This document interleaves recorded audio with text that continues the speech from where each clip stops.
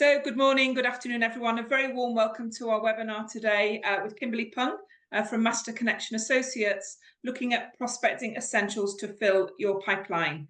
I think most of you on today have joined a session before, but just in case, you will notice we do put you on mute because we do record the session. However, Kim will at times throughout the session take you off mute and encourage some interaction. So we do ask you to put your cameras on and take part in the session. I will, as I say, record it. I'll forward it to you all afterwards. And all our webinars will be available on the IACC YouTube channel and the IACC webinar on demand page. So Kim, great pleasure to hand over to you today.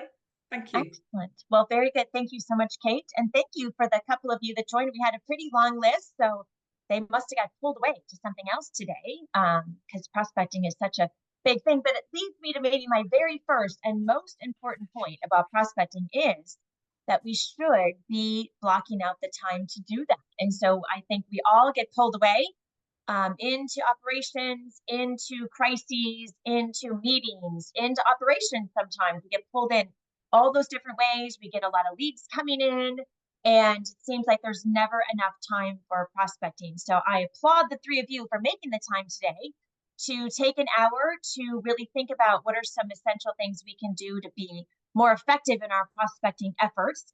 And this will be very hands-on and very personal to the three of you today. So I encourage you to ask your questions as we go, and so we can just dive into some very specific things that you may be dealing with when it comes to prospecting. So if you ever have a chance, Sebastian and Mercedes, to come off mute, at least to talk to us, that would be great. I understand you're in a common space, but there's just a few of us, so we probably don't mind that too much. And it'll just help us to hear kind of what you are dealing with and what you're focusing on as well. So let's just start with a few things, and then I'm going to ask you to share what some of your challenges are when it comes to prospecting. But I think there's always a time to get better at your sales skills. And certainly now is a great time. We are living through a time of significant change. The pace of sales, the pace of life is quick. Obviously, the way we do sales has changed significantly, certainly since COVID, but even in the last year, I think we see things are more digital. There's more focus on analytics. There's AI now to think about. We have to be more flexible with what we do. The customers has a lot of demands, so we want to be more customer centric. So it is important for us to be very clear about what creates success for us when it comes to sales. And so we talk about that as being consciously competent, that we know what's creating success for us. Like, I know the things I'm doing are generating business, because a lot of us are very busy and keeping our hotels and conference centers busy just simply by leads coming in. And that's great. We love that business, but sometimes that isn't the best business for us. And so how do we make sure that we are intentional about bringing in the right business to make sure that we are doing? Because everything goes back to zero when the rules change, and the rules have changed dramatically, as we've just said. And so when we think we're good, even if we're getting a lot of leads right now, it just takes one natural disaster, one event, one shift in the economy, one shift in what's happening in your marketplace, one election here in the United States, whatever it is, and everything changes. And so it is important for us to be thoughtful about how we're keeping that pipeline full and how we're embracing that journey. Because let's be honest, nobody's just sitting there waiting for a salesperson to call them. Would you agree? It's just like, oh, I can't wait for Jody to call me today and ask me if I need, any meetings. No one's doing that. But the way we do it is going to allow us to be much more successful. So that person who maybe wasn't expecting our call today, but when they get our call, they feel valued. They feel like we actually care. They feel like we have some insight to share with them that's actually going to make their business better and help them to be more successful when it comes to their travel, their meetings, their events, and the things that they are doing. So no matter how long you've been in the business, no matter how long you've been doing this, no matter how successful your conference center be right now, we don't always know everything. And so I'm pleased that the three of you are here with me today to really focus on how we can grow those skills when it comes to new business development, because it is the key to our success. We need to always be looking for opportunities. Everyone we meet, really honestly, is a suspect. And not by suspect, I mean a potential prospect for us. And so we just have to figure out how to create those conversations. Are we going to networking events? Are we talking to people on the plane? Are we engaging with people as we're interacting, even at a personal level? getting people's attention about what it is that we can do, because everyone is going after the same business. And so how do we differentiate ourselves? How do we stand out from all of that? How do we stand out from all the other salespeople that are calling those customers who are not wanting any of us to call, frankly, today? But how do we step up? How do we stand out from that and get noticed and get people to call us back? So we're going to look at some keys today to do that. And then also to think about what is the best fit. Because even if we're getting a lot of leads right now, let's be honest, sometimes, that business isn't the best business for us. And so it's important for us to be thoughtful about what is the best fit for our conference center, for our hotel, for our destination. What is the best fit, and how do we go out and find more business just like that? And so as we go through today, we're really going to focus on repositioning how we think about prospecting to more about thinking about you, meaning thinking about my prospect more than selling to them. So we often approach prospecting from a selling mode, and prospecting and sales are very, very different. There's the hunting, and then there's the gathering, and then there's the selling. And so we have to be good at all of it. But our activities and our approaches when we're prospecting are different than selling.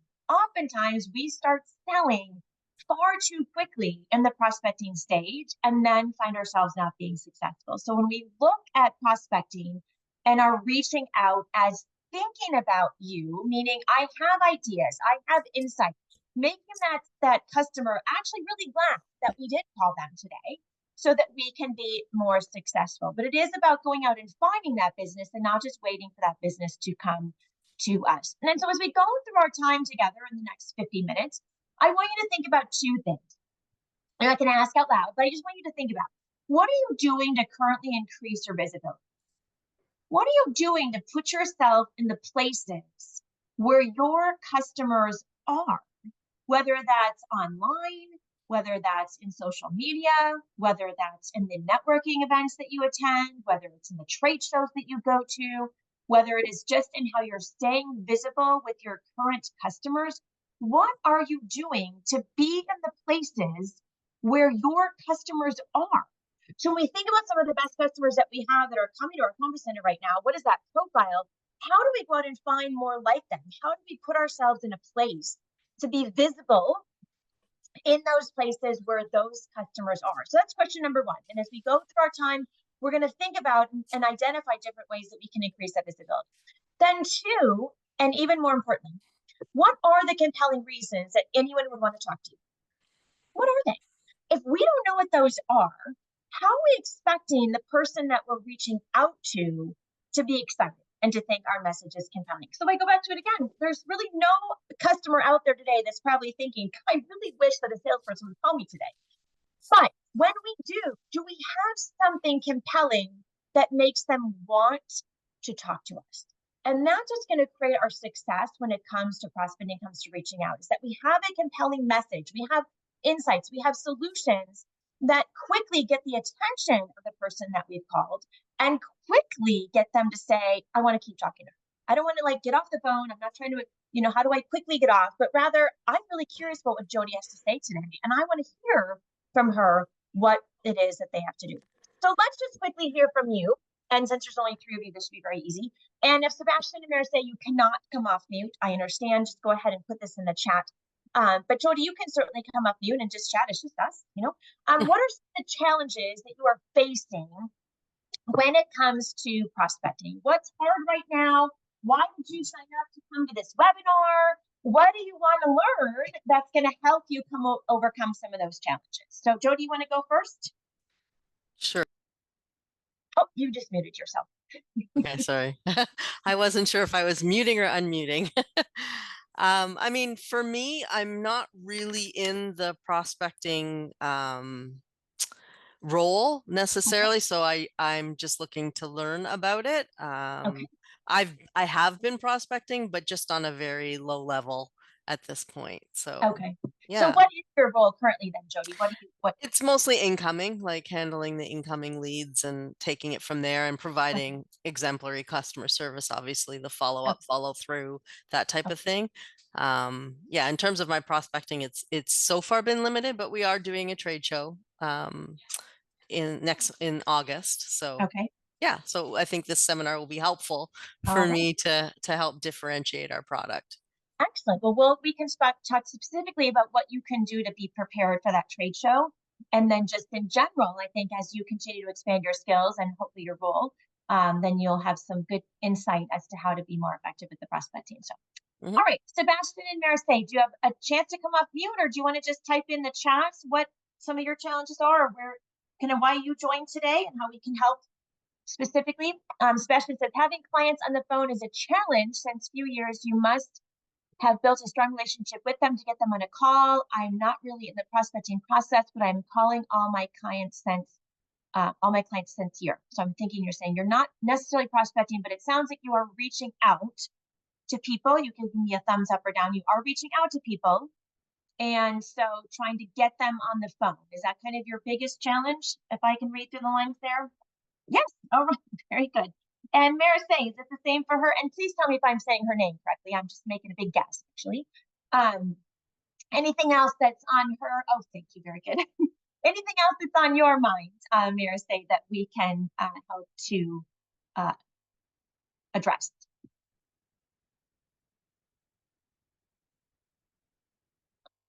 Not so far. All right. So I encourage you at any point, stop, have questions. I'll walk through this as I position that about how to get people on the phone, and then also how you can prepare for that trade show, Jody. But then in general, just what are we looking at when it comes to being successful with our prospecting efforts?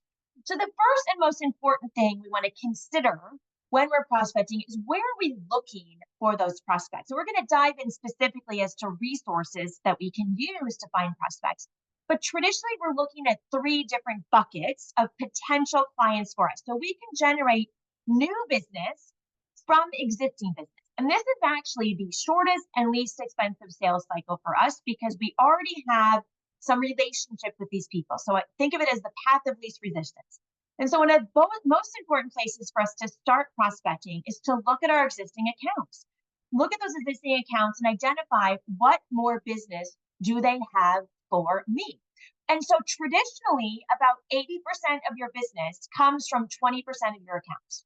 So those key accounts that you have that are coming year over year, multiple meetings, multiple events, traditionally we're getting, and that's what we call the Pareto rule, about 80% of the business comes from 20% of the accounts. And so why not continue to nurture that business? How do we keep building that? And so part of it is understanding those key accounts, understanding the business that we're getting from those accounts, and then maybe other business that they are taking elsewhere, whether it's to the competition, whether they're doing it internally. Because a lot of people, of course, let's be honest, post-COVID, started bringing a lot of these conferences, a lot of these meetings internally to save money, to reduce travel. And so we're often competing not only against other conference centers, but we're competing against them and what they would do on their own without us. And so how do we help them grow their business and see the value in doing more with us? And so that's our first bucket that we want to consider prospecting from. The second then is new business from new business, like people that have never worked for us before. So these are either new prospects that we go out and find, or they're key accounts of our competition that we want to steal, right? And so how do we identify what that business is? And so this is us going after new business that hasn't worked with us in the past. And so this is an important bucket to think about. And this is traditionally a bucket we all think about when we think of prospecting. So we think of the cold calling, and we think of reaching out to people and getting their attention. And so this is kind of the bucket we traditionally think about. And it is a valuable bucket, because we obviously want to continue to steal business from the competition. We obviously want to continue to expand the markets or the accounts that we're working with. So we do need to consider how to go after that business. And one of the best things to consider is, who are our best customers right now? Do we have certain industries that we tend to do very well with, right? Are there certain industries right now that are doing well, whether it's construction, whether it's medical, pharmaceutical, healthcare? Are there certain sizes or types of organizations that you feel in the past you've done really well in servicing their meetings and being a good fit? So who are those organizations? And so do a little profile of those organizations, and then try to go out and find more organizations like that, because you're likely going to have more success by focusing in areas that you have already had success, first of all, but secondly, that you have some familiarity with how they do their business, how they do their meetings, what's important. Some of that expertise that you bring from your other experiences will help you to be more successful with these new customers. And so let me just ask you right now, as you think about yours, and welcome to Morgan. I see that you have joined us, Morgan, so glad to have you as well. What markets are doing really well for you right now? When you think about what is doing a lot of travel, what is doing a lot of meetings, what's coming into your destination, what are some of the market segments that are doing well in your area or for your specific conference center? So I see a chat that must be from Sebastian. So consulting, pharmaceutical is doing well. Morgan, why don't you come up mute? Welcome to you. I'm so glad you've joined us. What are some markets that are doing well for you? And I'm not sure I know exactly where you are coming from today, so I don't. Hi, Hello. good evening. Thanks for having me. Yeah, I'm with the University of North Carolina, the Friday Conference Center. Newer to the role, so just thought I'd hop on, listen, and really just absorb some information. Excellent. That's great. We're happy to do that. So can you just share with me, Morgan, what is your current role? Yeah, I'm a program coordinator, Okay. like I mentioned, for the University of North Carolina. So we primarily focus on hosting educational objective conferences, workshops, trainings, etc., around the Chapel Hill area. Okay. So within the university, local educational nonprofits can come in, have their events with us, and we'll plan everything A to Z, day of logistics, execution, all that fun stuff. Okay, well, great. First of all, I'm happy to have you listen. I won't pick on you anymore, I promise. No, you're But good. You're good. secondly, that fits right into what you just talked about, because as we think about profiling your best customers, obviously there's a niche within a university conference center that you're going to go after, and I'm sure you're getting a good significant business just from the university, but also that educational niche. And so as we talk about what is our best customer, for you, it sounds like that is your best customer. Those are coming for educational workshops, for nonprofits. And so that's where we would start targeting, looking for more organizations like that would be a good fit for the University of North Carolina. And so, Jody, what would you say is a good market or a good fit for you right now when you think about some of your best customers? I've only been here 4 months. So I haven't done the deep dive or the analysis on who comes. I mean, I do see exactly what they said, the pharmaceutical, the banking, that's for Yeah. sure. But I don't know. Like I'm not there yet. Sure, no. And there's something to pay attention to when we think about as you continue. I understand you're pretty new in your role too, and new certainly to prospecting, or don't really do a lot of it right now. And it sounds like the same for Morgan. It's just as you continue to think about how your role is going to evolve, it's paying attention to what we seem to have success with. And I think that's a good place to start when we think about finding new business and identifying potential new prospects is what is that business that's already doing really well with us, that's a good fit for us, whether it's just size, whether it's type of industry, whether it's market. Those are key things to think. Then the third bucket is generating new business from old business, like people that came years ago and haven't come back, or that we've had success with, and maybe they left, maybe they started doing their meetings internally, whatever it is. So don't ignore those dead accounts, those old accounts, business that we lost. And as we get a little further from COVID, we're probably not seeing as much opportunity, but certainly think about business that we may have turned down in 2018, 2019, 2020, pre-COVID, business or industries that we feel like we're doing well. And in fact, for us at MCA, we did very well during the pandemic, really focusing on new business from old. So much like most of you, or all of you, our business came to a grinding halt when it came to COVID, because 60% of our business is hospitality. So if hospitality is not up and running, they're surely not doing training. And so we had a huge gap, of course, in our pipeline at that point.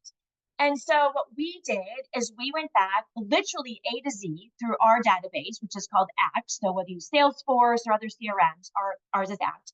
We literally went A to Z through that entire database, but focused on organizations that were faring well, or types of markets that were faring well during COVID. And so that was automotive, that was legal, that was property management. And we had done quite a bit of business in those particular industries pre-COVID and post-COVID. And so we focused on that and started growing business from those old accounts or also finding other industries like them or other businesses like those industries that were going to be successful. And so ended up being able to create a pretty big pipeline of business based on people that we had either turned down, pre-COVID, lost business to, or they hadn't been with us for a couple of years. And so going back to them and saying, hey, would you like to be looking at doing some training again? So I know your industry is a little bit different, but the same principle applies in how we're going to be looking for business. And then so just as a quick review, we want to look at building our business from existing accounts. So we prospect the same way in existing accounts that we prospect new accounts. We do a little research, we find out what they're doing, we find out where they might be going, we find out what's important to them, we reach them. Same will be true with new, same will be true with old, but this is where we want to focus on getting that new business from. And then once, of course, we do that, we have to think about how we're going to plan our prospecting efforts. And so thinking again, everybody's in this prospecting game, everybody's going after the same business. We've talked already about how to profile those best customers and go after ones that like them, but we do have to plan our time. And so as I said at the very beginning, planning our prospecting time is probably one of the most important elements to success. And sounds like none of you, maybe Sebastian and Marisay, are a little bit more. But when prospecting becomes a crucial part of your goal, so maybe not for Jody or Morgan right now, but maybe perhaps for Sebastian and Marisay, it's important that we're setting aside intentional time to prospect. And so many of us get caught up in, as we said, the leads, getting pulled into operations. We have so much on our plate that the prospecting efforts tend to get pushed off and pushed off and pushed off. And that'll work for a while. If I have a really busy day with other projects, if I have, a lot of customers call me and I'm dealing with some issues internally, I'm getting out proposals, I'm, doing all this busy work and answering emails, and I'm totally swamped, and I don't get my prospecting done today, that's going to be okay for today and maybe even for tomorrow. But if that goes on into next week and the week after and the week after, my pipeline is going to totally dry. And so it's important that even when we're in the midst of feeling super busy, we need to make sure that we're dedicating time to prospecting. So our recommendation is you break down your day into a third, a third, a third. And so to make this easy, let's just consider that we all work a 9-hour day, maybe more, maybe less. And so that a third of our time is going to be spent on admin, which is all the stuff we have to do. So 3 hours a day, emails, proposals, getting contracts out, dealing with operational issues, getting pulled into operations, those things that are sometimes urgent, not always important, but urgent. And then we want to spend a third of our time nurturing those existing accounts. And so reaching out to those customers, even when they don't reach out to us, reaching out to them, checking in with them, working with them on upcoming events and programs. So, as we're detailing and things, we're obviously working on those accounts. And then a third of our time on new business development. Now that's 3 hours a day. Now I'm not suggesting that we're going to start cold calling for 3 hours a day. And I'm going to show you today that we're actually going to do no cold calling at all. There should be no reason to cold call in 2024. With all the resources we have at our disposal to make those calls a lot warmer, we don't need to cold call anyone, but we do need to call. We do need to reach out. And so that we're going to look at what those 3 hours look like. We're going to break down the prospecting efforts into 3 distinct phases. And that's what you should be doing in those 3 hours. Only one probably hour a day would actually be spent on reaching out. So whether that's by email, whether that is by phone, whether it is by social media or other engagements that we do, 1 hour a day will be focused on research, on reaching out. But there is other elements involved in prospecting that go into those 3 hours that are an important part of our success that's going to help us to be successful. So really making sure that we're dedicating that time, that we make that sacred time, that we block out that time at the end of each day for the next day to make sure that we're just like a client appointment, just like anything else. We are really holding ourselves accountable to those prospecting efforts. So no matter how busy we are, no matter how many leads are coming in, remember I said at the beginning, some of those leads coming in are not the best leads for us. And it's a lot of noise and it creates a lot of busy work, and we're running around creating proposals, and we're running around trying to follow up with them, and we're getting ghosted, and we're trying to figure out how to get back in touch with them. And if we really asked ourselves, it's probably not even that great a business for us. So why am I spinning my wheels doing that when I could have spent an hour actually going out and finding the right business for me? So there is time. And I always joke, we always talk about how we manage time. We don't manage time. By the way, time just keeps going. I don't know if you've noticed it, but it goes 24 hours a day, 7 days a week. It just keeps going. There's no way to manage it. You manage yourself. You manage your zone by blocking time, by setting priorities, by making sure that the activities that you're doing each day are actually generating revenue, that are moving us towards the needle of attaining our goals. And so setting aside that time for prospecting is crucial to being successful in keeping that pipeline full. So what are we going to do in those 3 hours? We're going to break that down into 3 steps. And so this is how we break down the prospecting efforts into 3 very manageable steps that really outline for us exactly what we should do. So the research phase is going to identify where we look for prospects. So what resources do we use? Where do we go out and find new customers that are like the customers that we're currently doing business with? So when we think about, I want to target pharmaceutical, I want to target banking, where do I go look to find more customers in pharmaceutical and banking that have business for my conference center? So the research phase is where we look. The outreach phase is how we reach out. So once I've identified potential customers in banking or pharmaceutical or consulting that I want to reach out to, how do I actually do it in a way that is compelling, that gets them excited, that they actually want to talk to me, I don't get ghosted, they reply to my email, they answer my phone? How do we do that in a way that gets people's attention? I think that's specifically, Sebastian, what you were looking for. And then the third step is the initial sales call. And the third step is actually when we kind of start into the sales process. But our whole goal in steps 1 and 2 is to get a phone appointment. It's not to sell. Our research in step 1 is to get enough information, find out who we're calling, so that then sets us up for success for reaching out. Then in our reach out phase, our number 1 goal is to get a phone appointment, Zoom appointment, to have them visit the hotel, whatever. That is our goal. It's not to sell them anything. It's simply to get an opportunity to talk to them further so that we can ask them questions. They can tell us their needs. We can even determine if it's a good fit. I mean, I may have a list of 10 pharmaceutical companies that I think would be great business for us. I do a little research. I talk to them. I'm like, yeah, actually, no, they don't have anything for me. So part of it is me qualifying the business, but part of it is also understanding their needs. So step 1 and step 2 set us up for success for step 3, where we actually begin a little bit more of the sales process by asking questions, uncovering needs, showing interest in them, and getting a better sense of what they are doing. So our success in where we look and how we reach out is going to increase our probability of success when it comes to prospecting by being very thoughtful and intentional about how we are going about this. So this is our strategy. First, there's the research phase, then the outreach phase, and then the initial sales call. So let's just dive into that research phase a little bit more and identify what it is that we're doing. So in the research phase, as I said already, we're identifying resources and we're creating lists of suspects.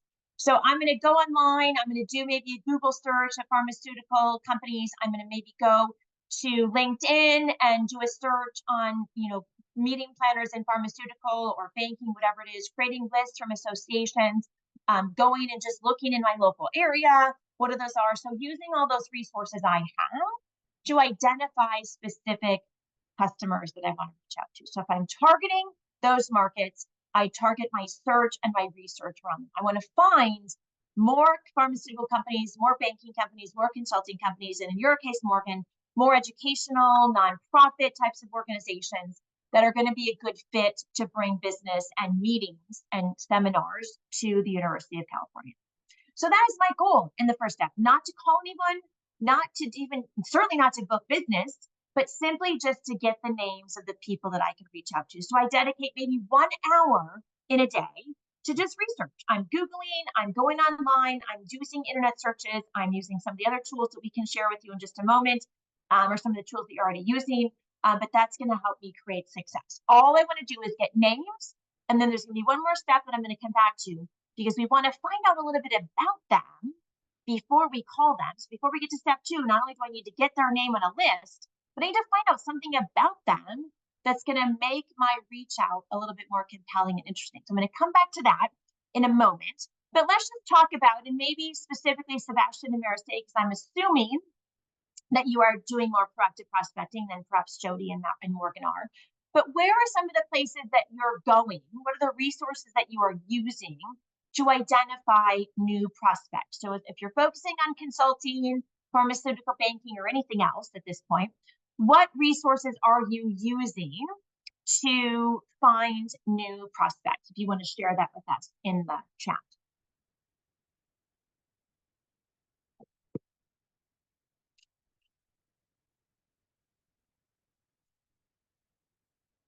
Well, maybe Jody or Morgan, do you know of any resources that your teams are using to identify prospects, places that you're researching, doing searches, identifying lists from associations, identifying, going back, of course, if we're looking at old business, right? If we're trying to generate new business from old business, we go back into our CRM, whether it's Salesforce or ACT or whatever we're using, and run lists. And we hopefully be able to search that too. So if you think back to my example earlier with MCA, as we're doing our search, we're going back into ACT, we would go into ACT and we'd start running lists of those organizations that we've done work with in the past that had those segments. We would run lists basically on automotive, on not pharmaceutical, but automotive, property management, legal, and then you'd be able to get some of those resources from there.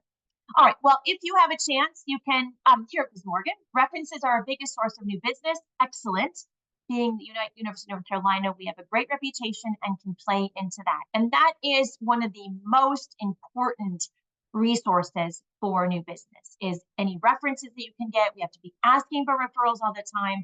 All those are going to carry so much weight for us, more than any sort of cold searching that we're going to look for. So excellent, Morgan, that you shared that. But let me just share with you, and I'm going to go online here just quickly and show you this. So we have some resources on our site that, particularly those of you that are new, will be very insightful, and I think also something you can share with your teams. But let me just actually go online here. So I'm going to switch my screen over.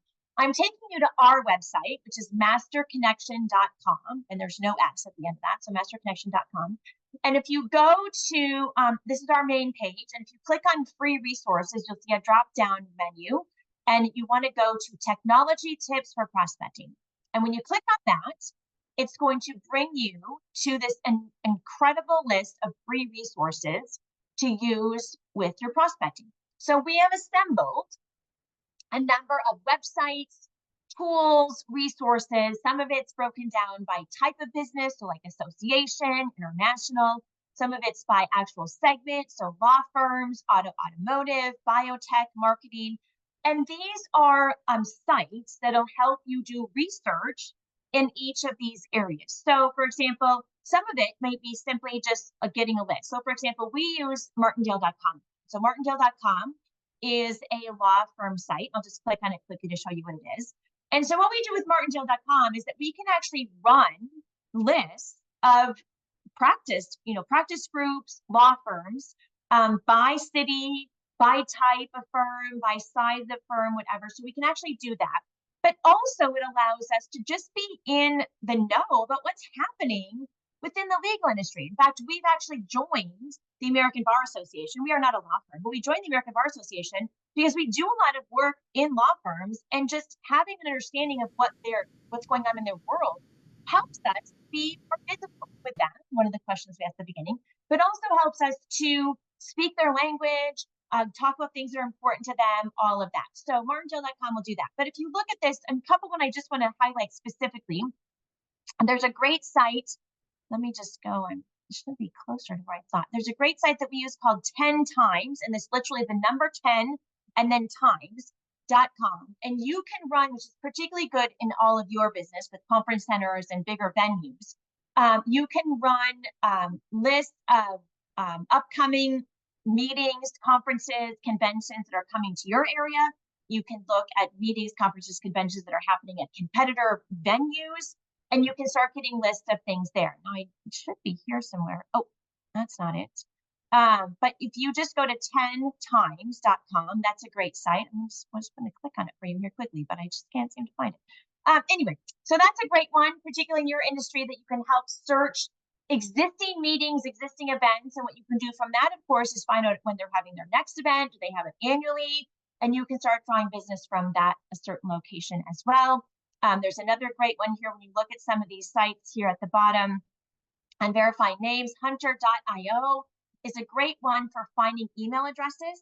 So with Hunter.io, what you can do is you can put in a domain, like if you know the domain of the organization. So say you're working with a pharmaceutical company and you know it's like, for example, at Pfizer.com, you can put that domain in, and then you can see what their email pattern is. Is it first name, last name? Is it first initial, last initial? Is it first dash name? You can find their email pattern, and it actually will also list a selection of those emails specifically that you can start to prospect from that. So that's a great resource to use to actually find names, phone numbers, email addresses. That's going to help you to do that as well. So just a couple quick ones here, but I would play around in here depending on the different sites that you have. Some of them are just specific to the industry. You know, there's one here with oil and gas that isn't going to give you any specific business listings for oil and gas, but it talks about what's happening in the oil and gas industry. And as we get into the next step, I want to iterate how important that is for us to understand what's happening in industries and the people that we're doing business with. So those are some insights and ideas. I just wanted to share that with you. And I'll go back to my PowerPoint. And that was masterconnection.com, and you can click on free resources. But Jody, you said you're using LinkedIn and Google articles to target individuals. I do go back and look at old business and reach out and have lost business file to target in the future as warm leads. That's great. So how are you using LinkedIn and Google? Just going to come off mute quickly and tell us that. Yeah, so I mean, on Google, there's lots of articles like the top 100 employers of 2024, and then you kind of see who's in HR, and then you go to LinkedIn and see how long they've been with the company and that type of thing. So excellent. So you're doing some good things already, Jody, even if it's not necessarily your big role right now. You're doing some great things. And, you know, Chat GPT is working that way. So I'm not using any AI at this point, but Chat GPT can also help you with some searches. If you put in kind of the right commands with that, it often comes up with some great listings of things too, and even ideas of how to reach out to them. So we're using that a lot more in prospecting as well as using AI to do that.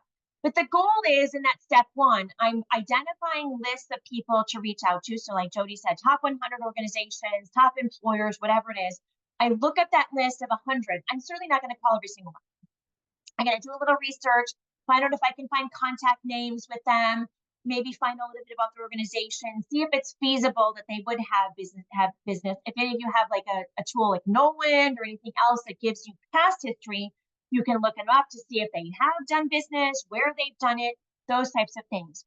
But that's all setting you up now to reach out. So I have my list of 100. Maybe out of that 100, I'm actually going to only call 25 of them. I want to make sure I have their phone numbers, I have their emails. I'm all ready to go.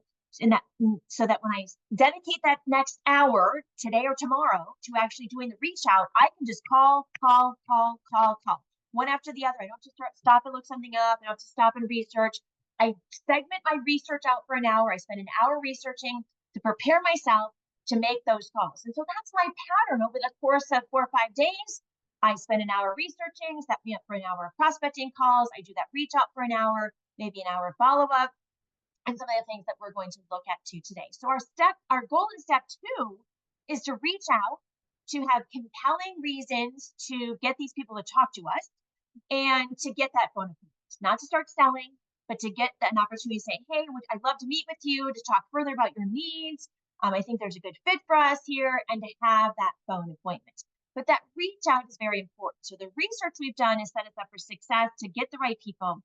But we also, as I said, have to have something compelling to say to them.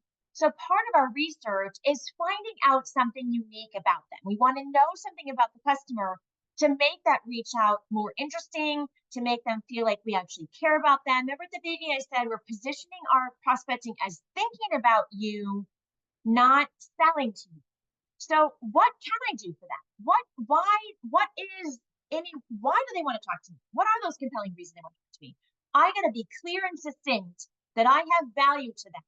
And I got to make that statement with one point in a very personalized way without selling too soon. And so some of the things that we look at is what we call the 5 hooks. And so any knowledge you have of the organization is going to help you get that foot in the door.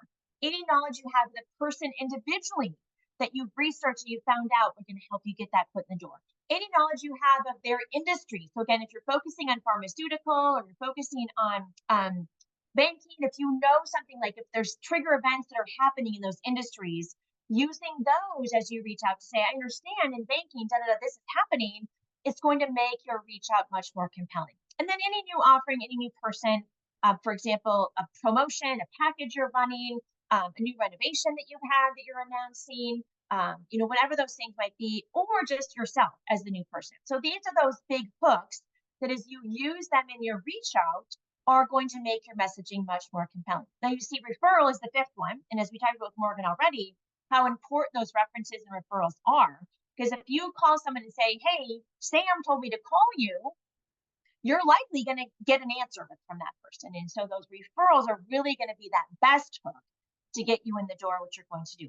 But when I talk about knowledge of the organization, what I mean is, maybe you find out they're hiring employees and, do they need to train them? Do they need to house them? Do they need to have educational seminars in their new hires that you can help them support with some resources at your conference centers to do them? Have they just won an award recently that it has nothing to do with a meeting, but you reach out and you congratulate them on the award that they received. It's kind of your foot in the door, and then you proceed to ask about what possible meetings that they may have for you. Anything that's happened to them in the news, any news that they're launching a new product, that they need to, bring people in to do a product demo, a product demonstration, a launch, whatever you want to do, all those things that we can be a part of. And so how do we find some of these compelling messages? Is the key is that we want to look for booking patterns. We want to look for visibility. We want to look with other business that they've done. We want to look for trigger events like mergers or acquisitions that are going to lend itself to an opportunity for us to reach out to them so that we knowledge the organization. For the person, anything we know about them personally, and LinkedIn is a great place. So Jody, you said I go and I look them up on LinkedIn. First of all, I make sure they're still at the company. But two, I find out what maybe common interests. I find out their background. I find out a little bit about their role.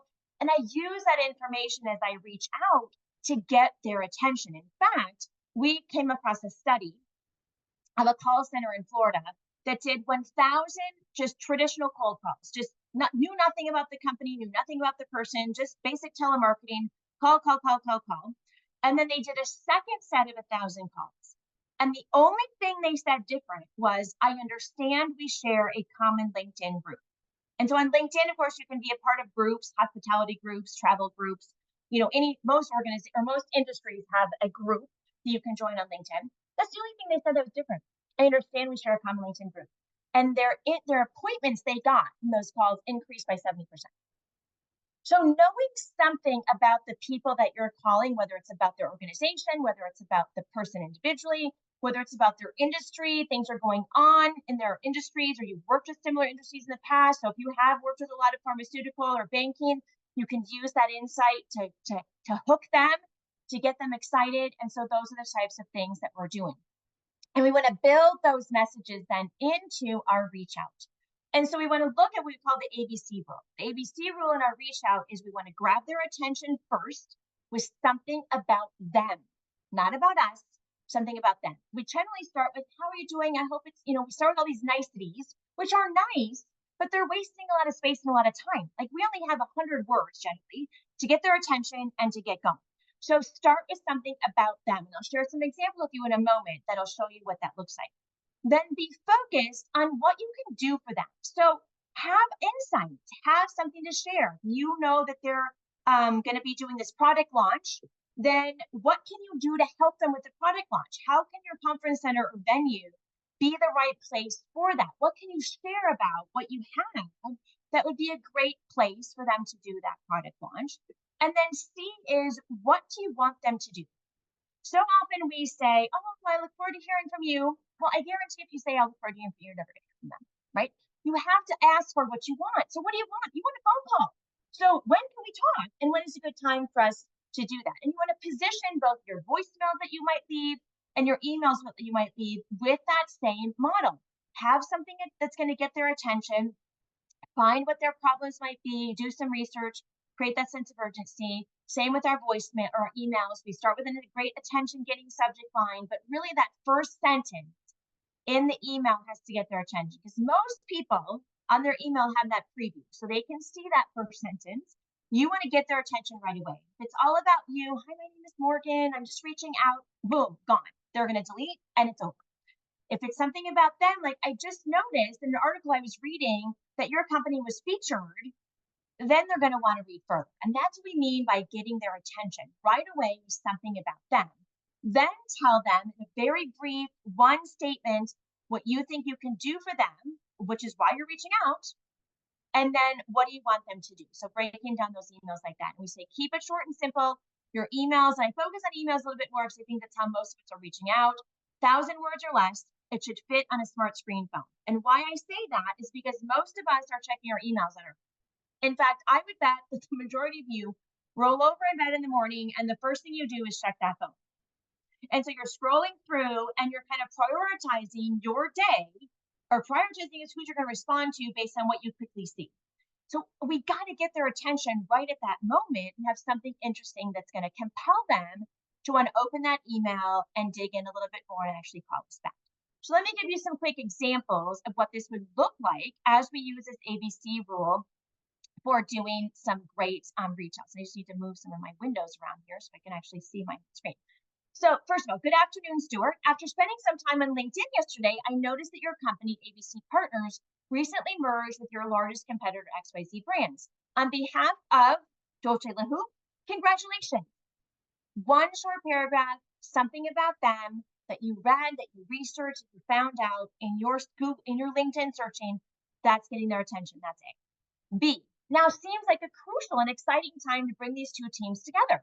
I'm reaching out because I think our conference center would be the perfect host to some effective and synergistic team building events, training, sales kickoffs, and more. We'd love the opportunity to help you, your new and improved organization, get going quickly in the right direction with our 25,000 square feet of dedicated meeting space, spacious guest rooms, and flexible F&B.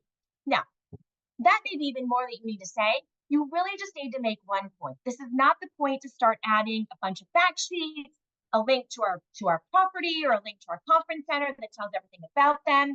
You want to create value in talking to you, so you just want to put the ideas out there. And you have to come with ideas.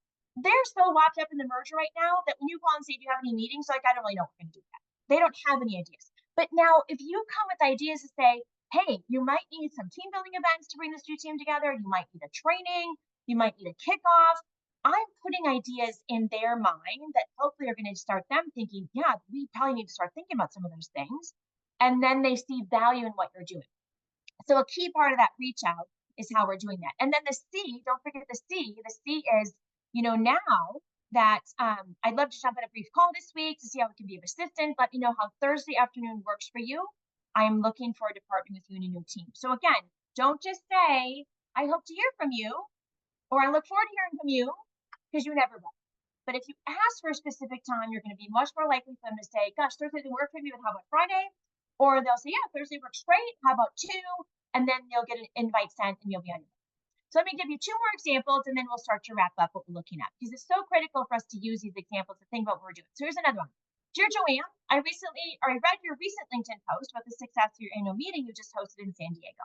So these would be things that you're seeing that people posted. This could also be something you found in the Google search of some annual meeting that they just had. Maybe you found even on Instagram where somebody was posting about an event that they had. I enjoyed looking at the pictures of various functions throughout the week, and the final event on the beach looks like everyone is really enjoying an end to a great week. What makes Joanne feel better than us commenting on how great her event looked? Now this gets her attention. Now the B, be focused. Have you considered bringing your 2025 annual meeting to any future edition of the annual meeting to My Town USA or to My Town in Brussels or whatever it is? So you list your destination, and then that's it. That's what I'm looking for.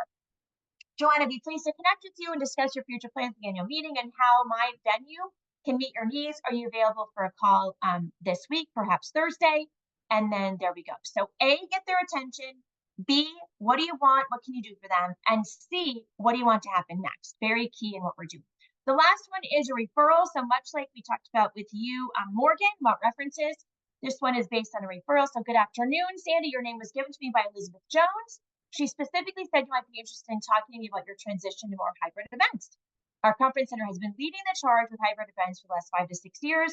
Now the technology, staff, and expertise to deliver your events successfully. So I've just told her exactly how I can meet her needs.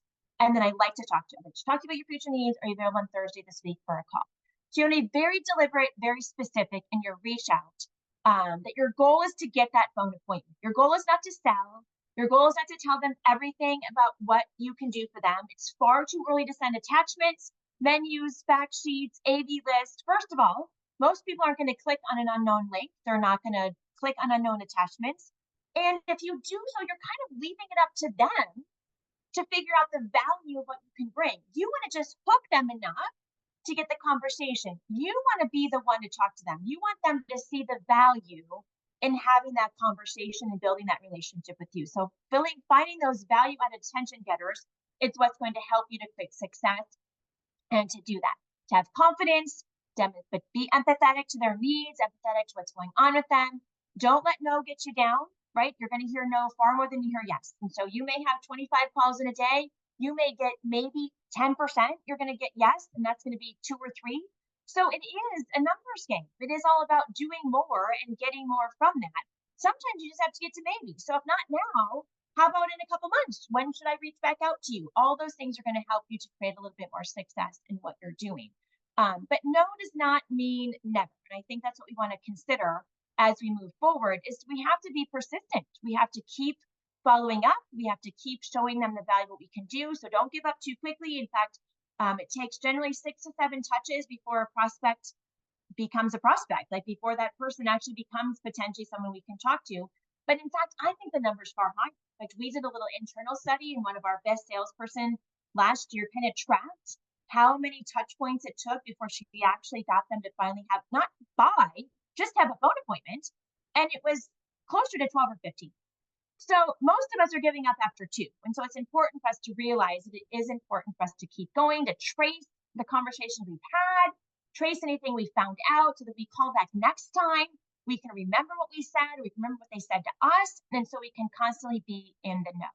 And that follow-up is important because, as I said, the numbers are critical. 2% of sales are made on the first contact, 3% on the second, 5% on the third, 10% on the fourth, but 80% are made on the 5th to the 12th. But unfortunately, most of us are giving up after 1 or 2. In fact, I have a very dramatic example of a CVB that we worked with just last year, and they were prospecting a big association. And I'm not kidding you, these are absolute true numbers. It took 53 touch points just to get them to talk. Another 80 touch points just to get an RFP. Another 30 touch points between the RFP and the close. So that is, I'm going to quickly do the math. That's like 160 touch points that they have. And that is not an exaggeration. That is legitimate, real data that we got. And so it's really important for us to remember that just because we're reaching out doesn't mean that our customers are ready to buy at that moment. And that's okay.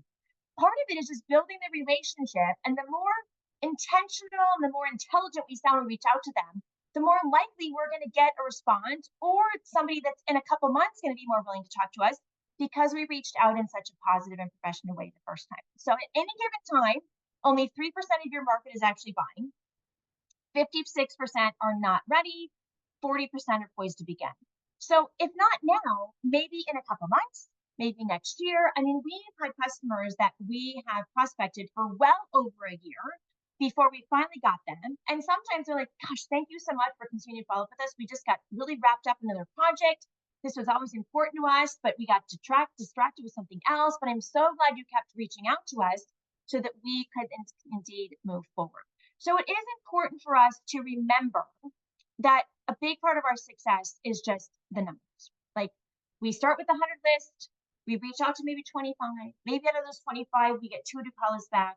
Maybe out of the 2, we actually book only 1. And so that's why it's important for us to constantly stay focused on really dedicating that time every single day to prospecting so that we can keep that funnel full. So every day we're doing a little research, every day we're doing a little bit of reach out, and then from there we have lots of follow-up that's going to happen. So that's where that 3rd hour can use a bit built. But if we really dedicate that 3 hours a day over the course of our average over their week, you're going to find that you're going to be very successful. Now, part of that means that we have to be very intentional of our time, about blocking out our time, about going to our directors, whoever, to say, hey, I need more time to do this, shift other priorities, maybe think about how you're handling leads as a whole team that's going to allow all of you to spend more time on those prospecting efforts.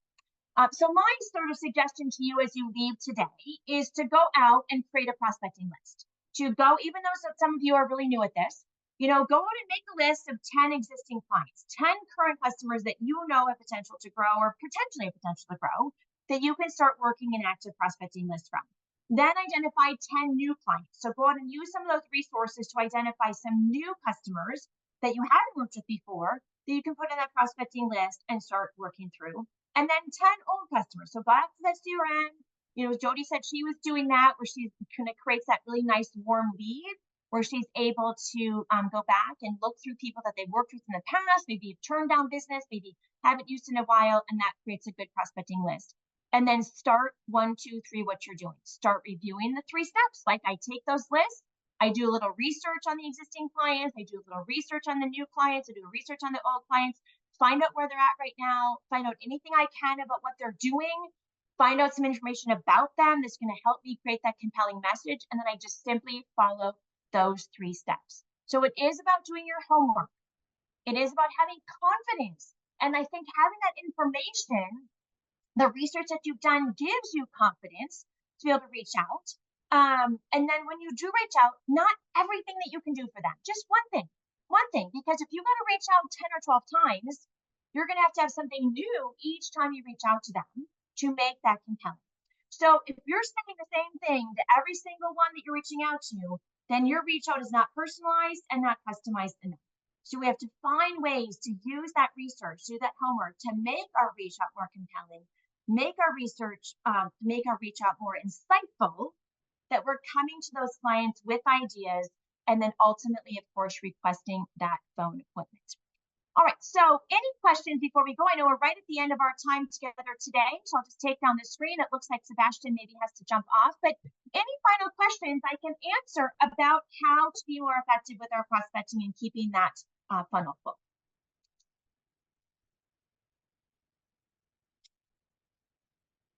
Anything else? Has this been helpful?